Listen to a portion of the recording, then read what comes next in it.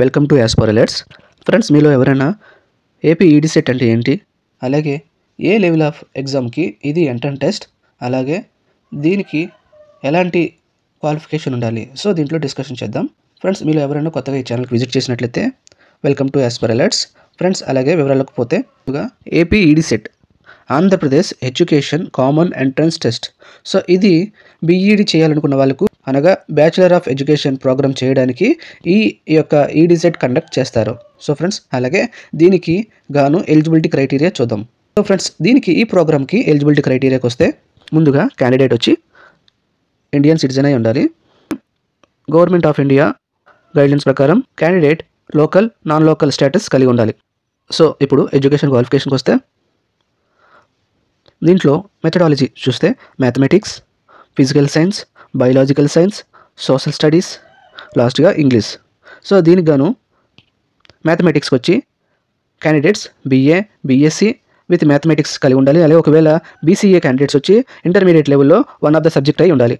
అలాగే physical science వచ్చి candidates బీఎస్సీలో physics and chemistry కలిగి ఉంటారో, లేదా material science under part 2 group subject అయి ఉండాలి. అలాగే ఒకవేళ బీసీఏ క్యాండిడేట్స్ వచ్చి ఇంటర్మీడియట్ లెవెల్లో physics and chemistry one of the subject అయి ఉండాలి.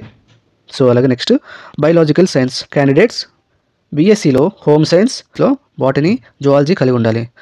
అలాగే బీసీఏ క్యాండిడేట్స్ వచ్చి బయాలజికల్ సైన్స్ ఇంటర్మీడియట్ లెవెల్లో వన్ ఆఫ్ ద సబ్జెక్ట్ అయి ఉండాలి.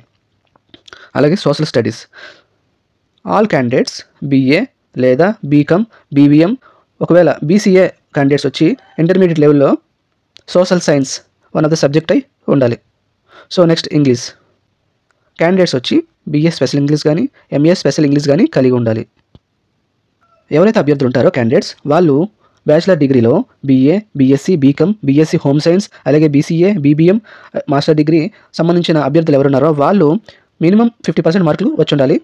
అలాగే ఒకవేళ మీరు రిజర్వ్డ్ క్యాండిడేట్స్ అయితే 40% మార్కులు వచ్చి ఉండాలి. సో నెక్స్ట్ ఎవరైతే అభ్యర్థులు ఉన్నారో వాళ్ళు మినిమం ఏజ్ వచ్చి 19 ఇయర్స్ ఉండాలి. ఏ ఇయర్లో అప్లై చేస్తున్నారో ఆ ఇయర్కి గాను జూలై 1 నాటికి 19 ఇయర్స్ ఏజ్ వచ్చి ఉండాలి. అలాగే ఎటువంటి మ్యాక్సిమం ఏజ్ లిమిట్ లేదు.